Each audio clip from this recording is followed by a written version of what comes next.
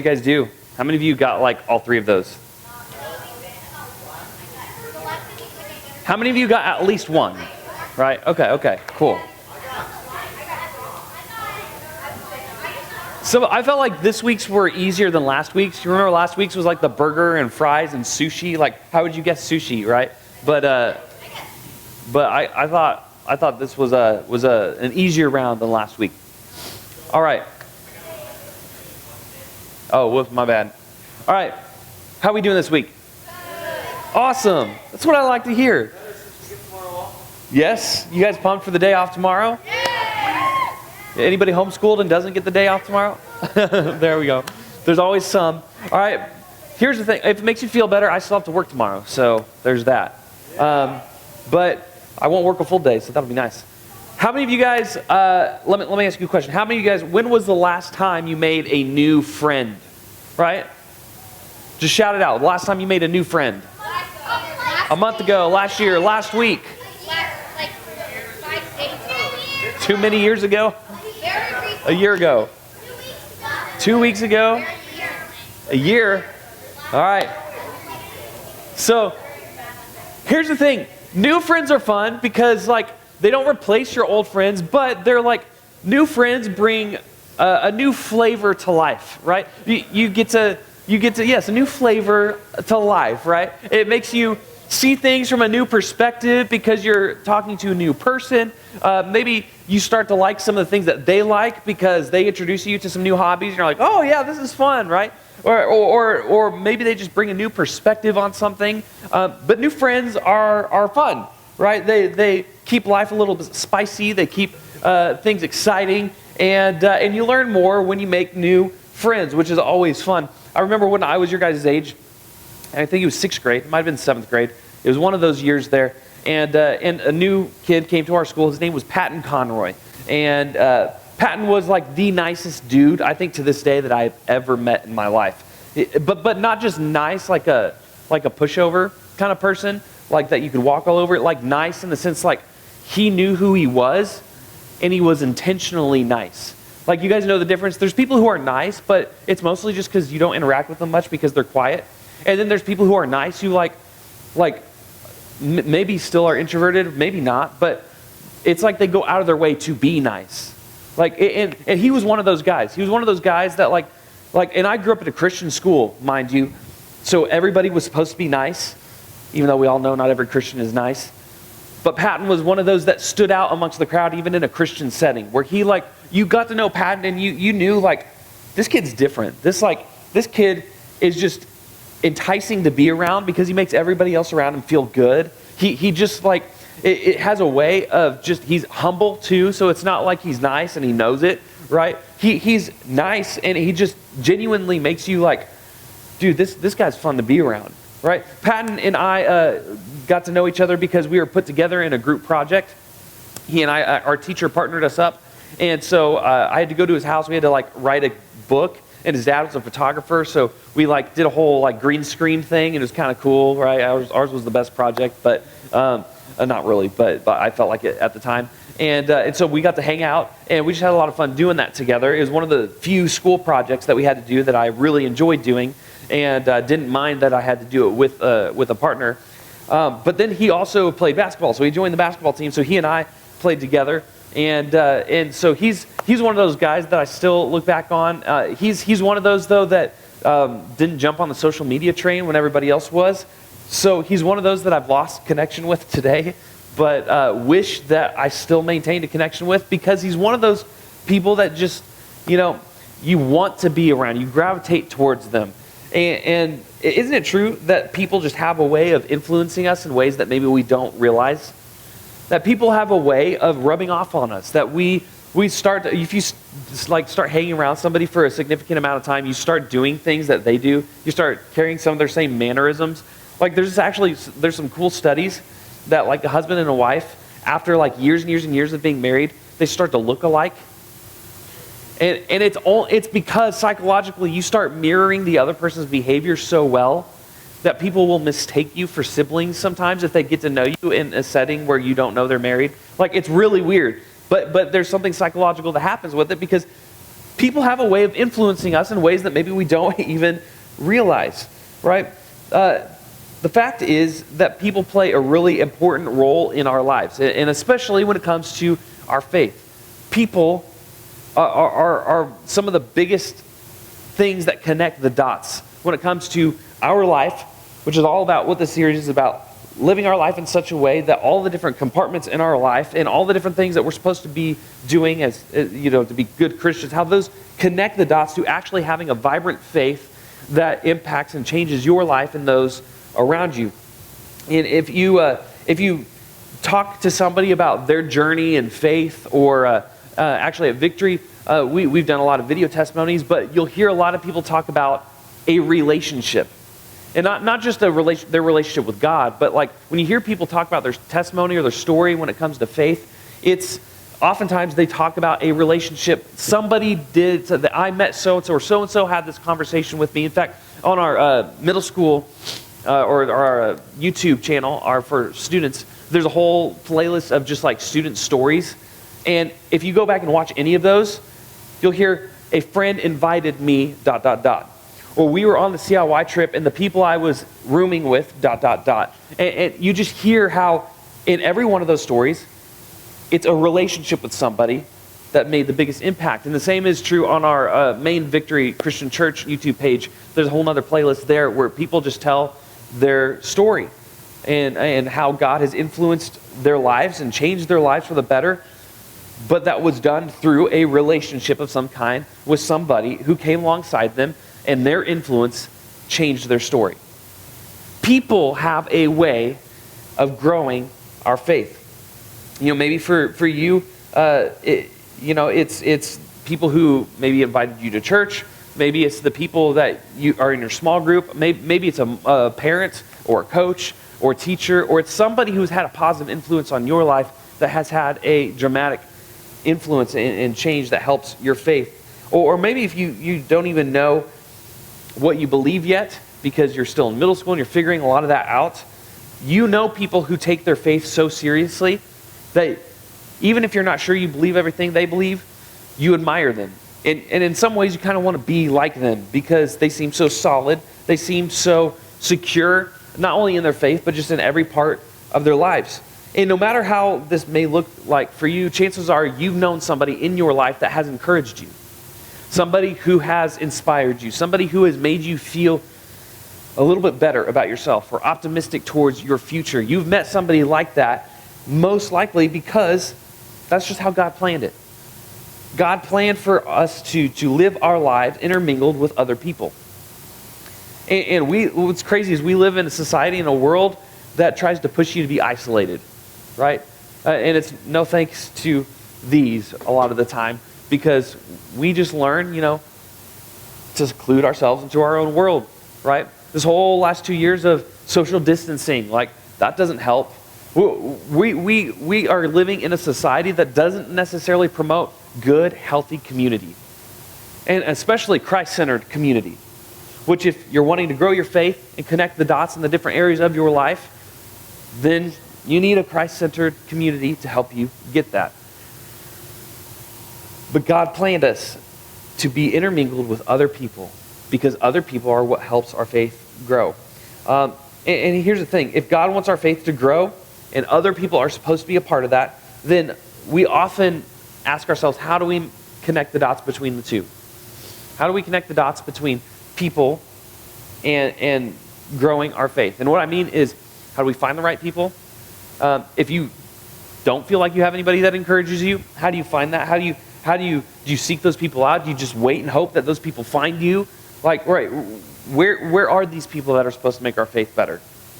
Where are those people that are supposed to encourage us? Where are those people who are supposed to, be our anchor in the middle of a storm? Where do we find that? And so how do we connect those dots? Because God makes it clear that He wants that to happen for us. And so that's often the question that we have.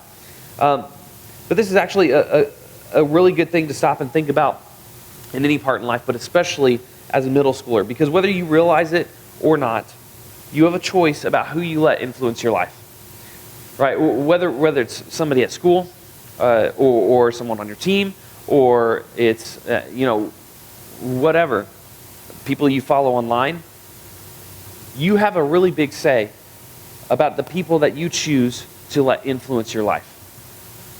And if we know that spending significant time around people or lending our ear to certain voices for any period of time does rub off on us, does start to influence us, then we should probably be really careful about what we allow to influence us, who we allow to influence us. And so we're going to get into that a little bit today. But in order to kind of learn how to do this well, we're going to look to probably the wisest guy who ever lived. Okay? You guys know the story of Solomon in the Old Testament? If you don't know the story of Solomon, basically he was one of the kings in the Old Testament, and God gave him this profound wisdom. The Bible says that he was more wise than any who had ever come before him and any who would ever live after him, right? Except for Jesus, right? But Solomon was known for his wisdom. And that when you think of Solomon, it's synonymous with wisdom.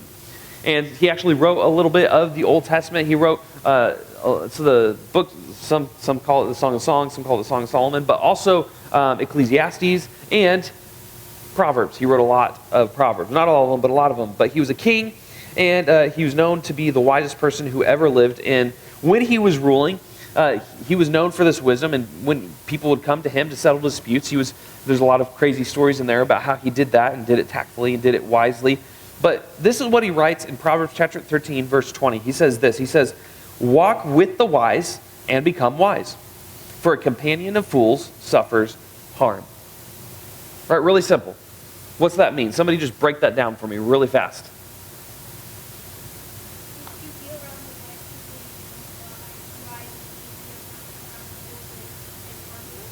Yeah, perfect. Couldn't have said it better myself. She said, if you hang around wise people, it'll make you more wise.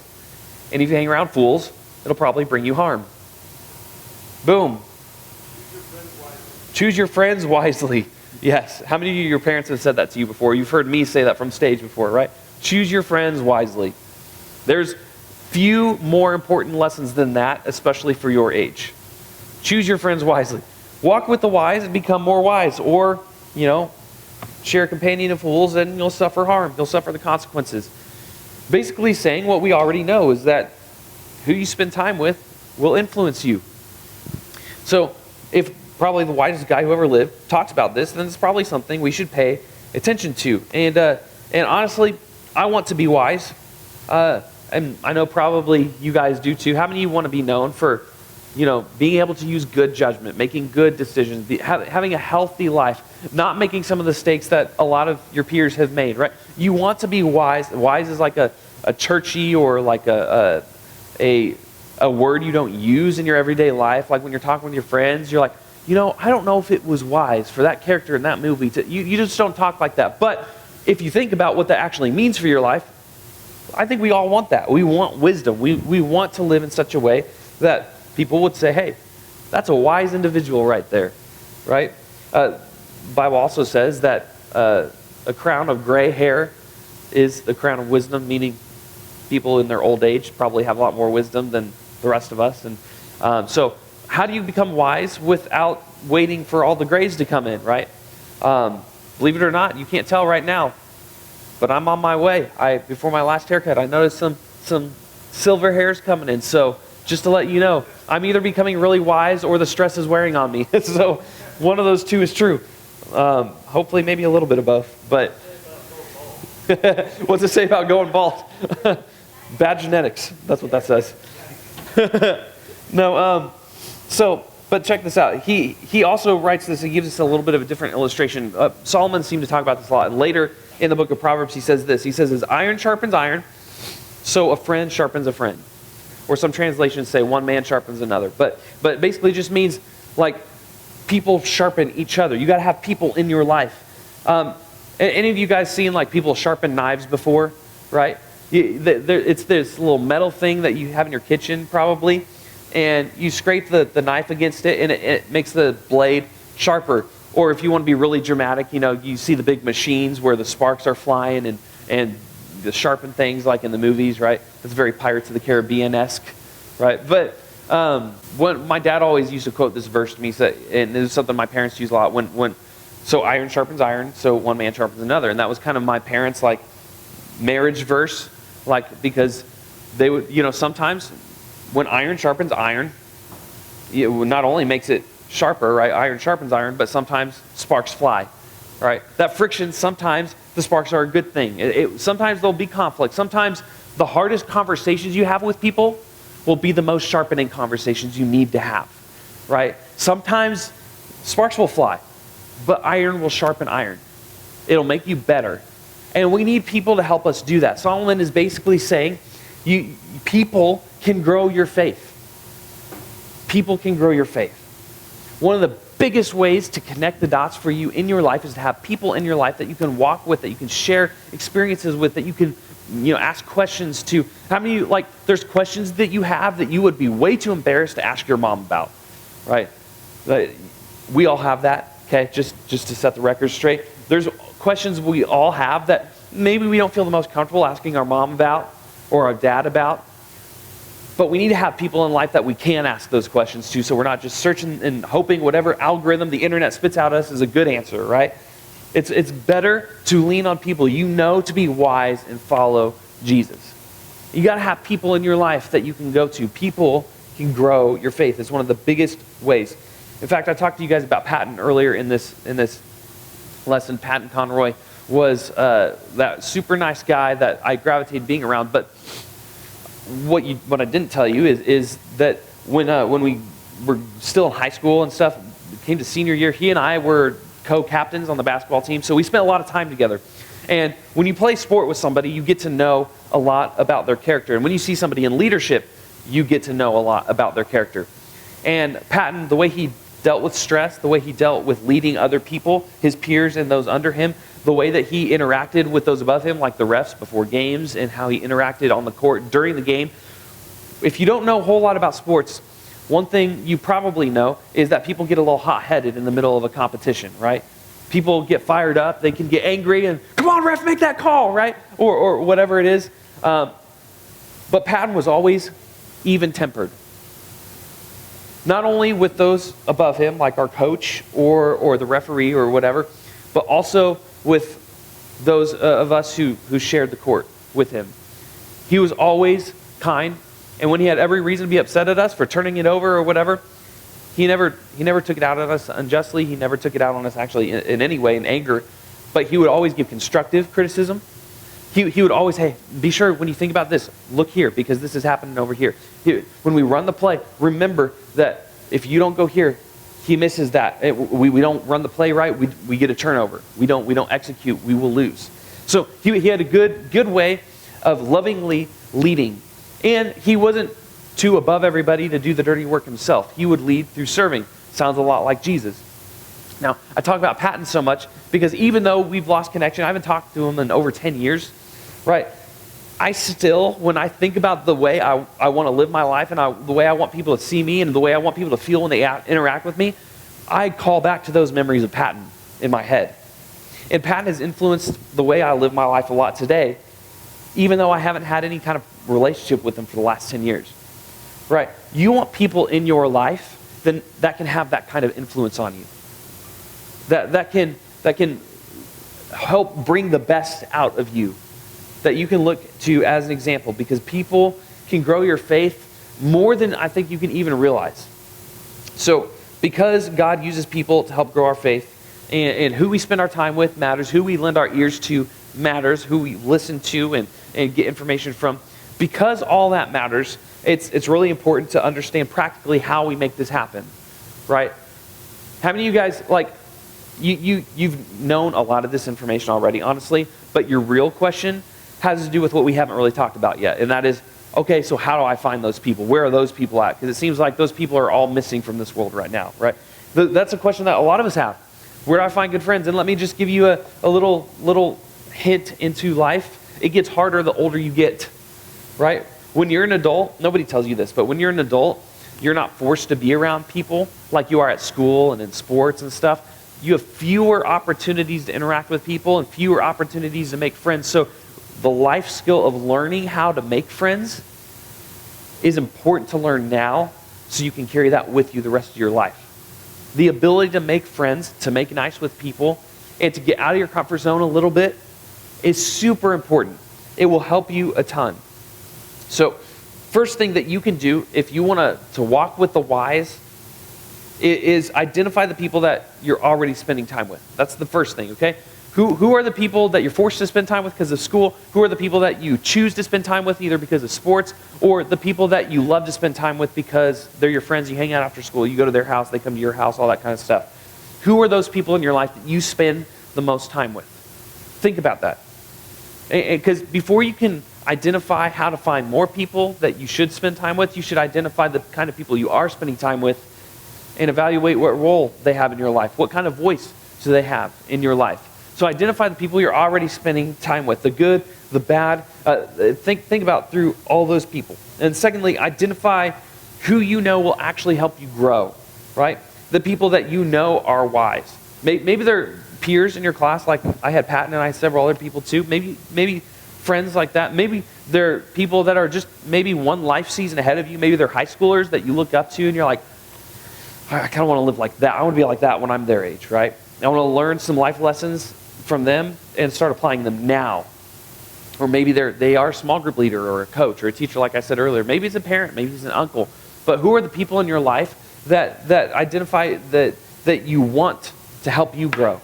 Who are those people? So first, identify who you're already spending time with. Secondly, identify the people who you know will help you grow and connect those dots in your faith. And three, take a step towards a relationship, right? It's one thing to know and kind of look at those people off in the distance and say like, wow, I kind of want to be like them. And then it's another thing to actually take a step towards like building a relationship with them. And this is the hard part, getting out of your comfort zone a little bit, introducing yourself maybe, or maybe for you it's just as simple as like, hey, choosing to sit by them at lunch and being like, hey, can I pick your brain about a couple things? Or hey, have you seen Boba Fett? Right? Like, it's amazing how much like that first step, once you do that, it just gets easier. Because once you establish like a history with somebody, you have a conversation or whatever, it becomes so much easier next time to come back and be like, dude, I watched the newest episode. What did you think of this? You know, or whatever. You were able to connect in that previous conversation, so you have something to talk about the next time you hang out. Or maybe it's just, hey, what did you think of the math homework? Were you able to, you start it just based on what you guys are doing, but then the conversation can just drift into other topics, right? Sometimes it's harder than others, but you have to take a step. Maybe it's sending them a text. Maybe it's following them on Instagram. Maybe it's sending them a snap. Maybe it's just something that's, maybe they're living in your neighborhood and it's just like going over there and being like, hey, you want to ride bikes? Like whatever it is, find people and take a step towards building a relationship with them. Maybe it's somebody older. Maybe it's someone's like, hey, can we grab you? How many of you guys drink coffee? Okay, maybe it's coffee. Maybe it's like, hey, can we go get ice cream? I have some questions. I have some questions that I want to ask you. You know, and it could be that simple. And here's the thing. The people that you look up to, most likely you look up to them for a reason. And it's because they had people in their life that invested in them. And I can tell you, most likely they're going to want to invest in you too. Right? People like to share their wisdom with other people. People who are truly wise, who are truly following Jesus, want to help the next generation win. They want to give you the insights and the help you learn from their mistakes. They want to help you live the life that God has called you to. So they're most likely going to say yes if you just reach out to them and be like, hey, can we talk? Hey, I have a question. You know, hey, I noticed that you do this. Can I talk to you more about that? It may feel really weird at first, but I promise you, the hardest part is the first step. After that, it gets easier, right? It gets easier and it becomes normal. And then you can start to do that with multiple people because then you're used to doing that, right? It's something that will grow your faith because people will grow your faith and help you connect the dots in ways that a lot of things in life just simply can't do. So, as you guys get ready to go to your small groups, who is one person who influences your life in a positive way? Think through that. Who is one person that influences your life in a positive way? And I want you to think about that as you go to your small groups and start this conversation in there. So let me pray for you guys, and you'll be dismissed.